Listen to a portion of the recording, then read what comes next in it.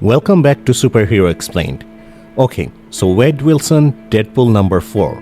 This one starts like a crime story, pivots into a full home invasion nightmare, and then out of nowhere, just reaches into your chest and squeezes. The hook driving everything, Hammerhead thinks Deadpool is somehow connected to the future, and he wants answers. We open in Bushwick, New York. Hammerhead's in the back of a car with two goons, and one of them is tracking a phone signal. They're about half a block out. Hammerhead tells them to pull up. This is the place. They get out and he IDs the building. It's Al's. Which, already, that's a problem. This isn't some random safe house. This is Blind Al's apartment. And if Hammerhead knows about it, that means Wade's mess has officially crossed over into people he loves territory. They move around to the back of the car. One henchman starts opening the trunk, and Hammerhead tells him to be careful. The goon is not worried. He tied the guy up himself. He ain't going nowhere. Famous last words. Because the second the trunk cracks open, 2 feet come flying out and kick him square in the chest. Hammerhead gives him the world's most exhausted look. Told you. And then Deadpool tries to climb out of the trunk. No costume, just his mask. Basically nothing else. And instead of, assessing the situation, Wade immediately starts doing material. He found broken teeth, torn fingernails, and bloodstains in the trunk. And maybe this guy should really look into different hobbies. Classic. Kidnapped, restrained, half-naked, and he's workshopping jokes. He gets about 3 seconds of comedic momentum before the second henchman pulls out a silenced pistol and puts 4 bullets in him. Hammerhead looks down at Deadpool bleeding in the trunk and just goes, "This fucking guy." But here's the thing, he's not rattled. He knows pain doesn't work on Wade, so he pivots. He tells Deadpool he's going to introduce him to a different kind of heart. And that heart is Blind Al. He lists it out, calm and almost bored about it. Cut, burn, break her. Take them both somewhere nobody can hear them scream.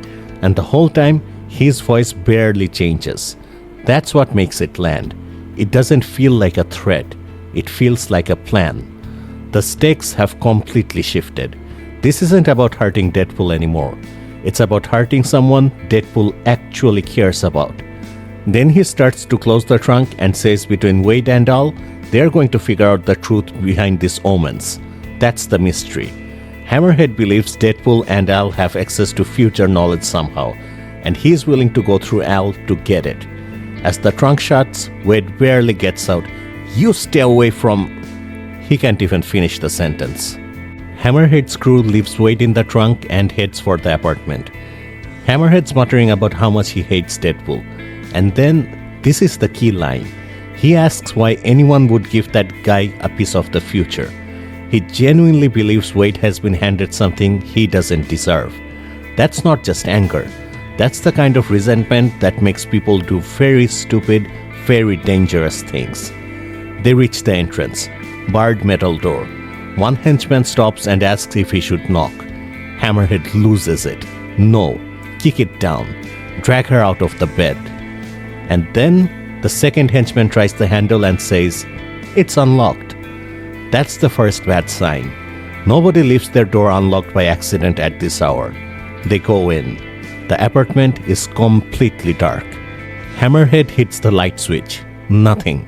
One of the henchmen tries a lamp. Still nothing. And Hammerhead, to his credit, immediately clocks what that means.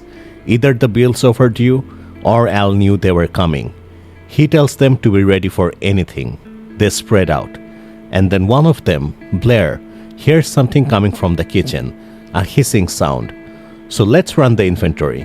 Dark apartment, unlocked door, no power, and now a strange sound from the kitchen. This is not a search. That is a trap politely introducing itself. Blair goes into the kitchen and finds the source, a pressure cooker, hissing. She gets closer and notices a note stuck to it, with her name on it. She calls out that she found something. Looks like one of those omens. Then she opens the note. "You will die." The pressure cooker immediately starts hissing louder. And then it explodes into a massive fireball. Okay, so this is the moment where the omens stop being a mystery and start being a weapon.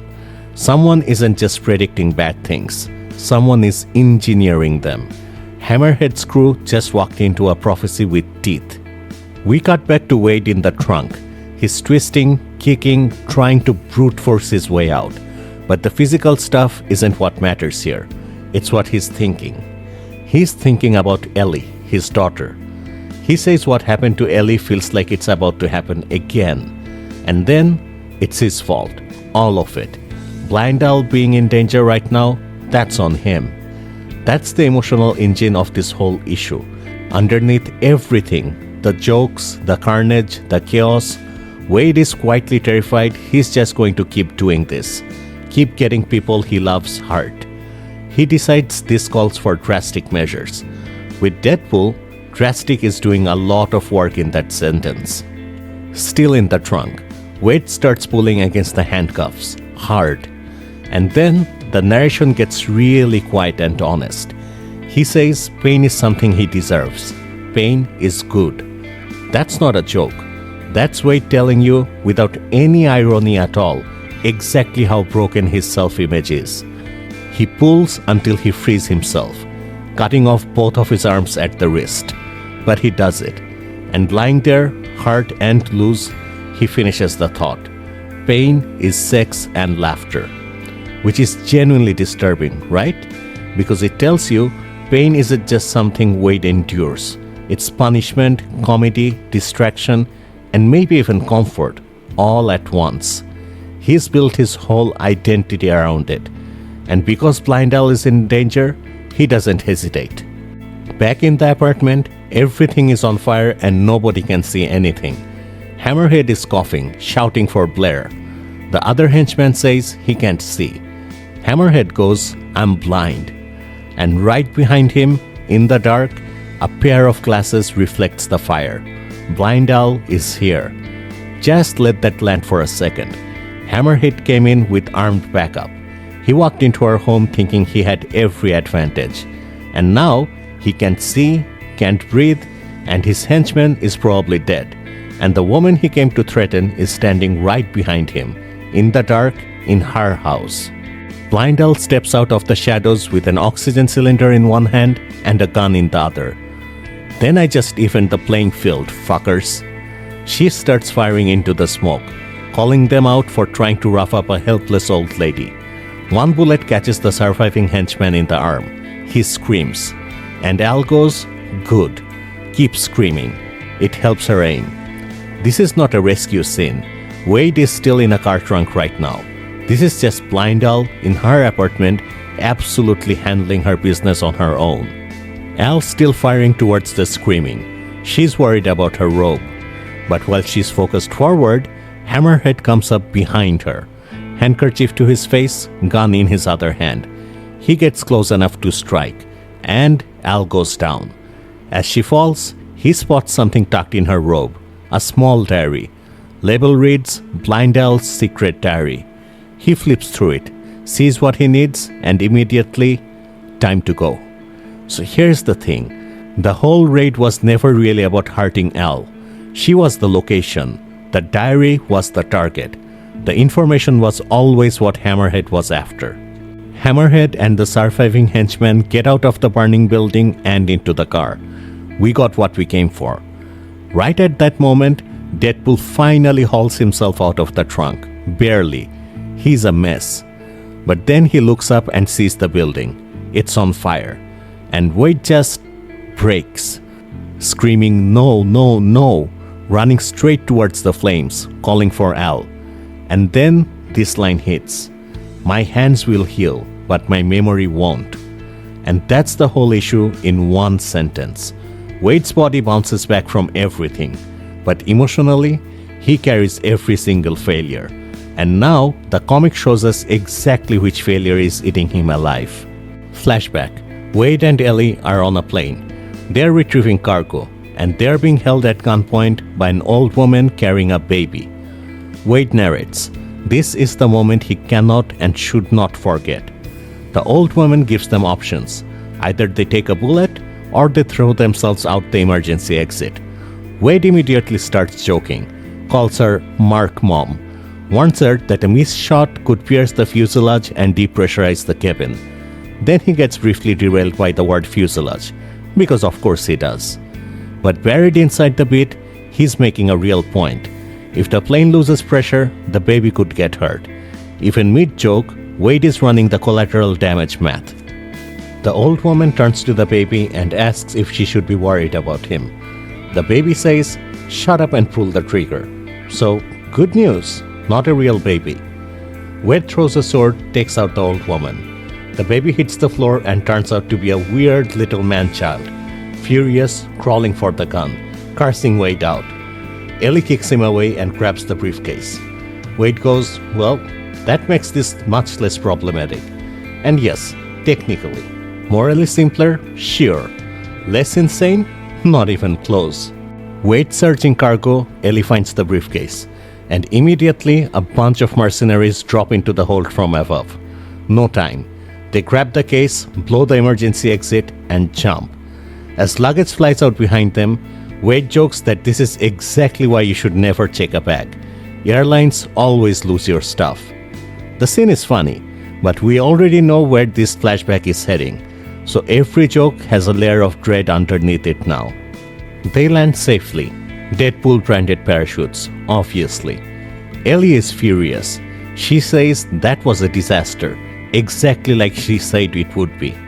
Wade says it was fun, especially the evil baby man part. And Ellie finally just says it. Wade thinks flirting with disaster is fun. She doesn't. They don't have to live like they're chewing on a live grenade. That's a brutal image. Constant danger, constant chaos. And the person standing next to you is exhausted by all of it, even when you're not. But Wade doesn't hear it. He's already eyeing the briefcase, wanting to know what's inside. Maybe they get paid more. Maybe they double-cross the buyer. Ellie tells him not to be an idiot. Wade says, "Trust me, Ellie."